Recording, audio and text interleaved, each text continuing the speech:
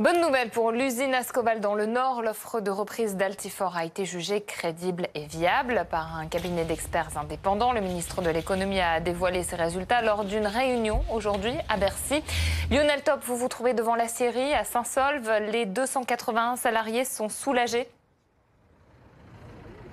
Oui, alors tous reconnaissent qu'effectivement les annonces faites par le gouvernement et par la voix de Bruno Le Maire aujourd'hui sont un signe positif. C'est une avancée. Le gouvernement se bouge. C'est aussi un signe que le mouvement que ces salariés mènent depuis 9 jours maintenant devant cette aciérie mène à quelque chose. Sauf que voilà, ce sont des paroles et pour l'instant il n'y a aucun engagement. Ce que voulaient aujourd'hui ces salariés et ce pourquoi ils se battent depuis 9 jours, c'est pour avoir du concret, pour avoir quelque chose de réel, que ce projet de reprise se fasse réellement, sauf que du concret, il n'y en a pas et il n'y en aura pas avant le mois de décembre. C'est le délai que s'est donné Bruno Le Maire pour boucler l'ensemble du financement.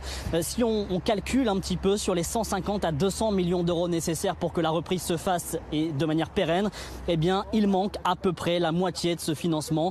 Des semaines, donc, quelques semaines pour trouver cet argent qui manque. Sauf qu'en attendant, eh bien, les salariés restent mobilisés. Ils sont en ce moment réunis en assemblée générale pour savoir que faire d'ici le début du mois de décembre. Est-ce qu'ils reprennent le travail ou est-ce qu'ils continuent de bloquer leur usine? On aura la réponse à l'issue de cette réunion.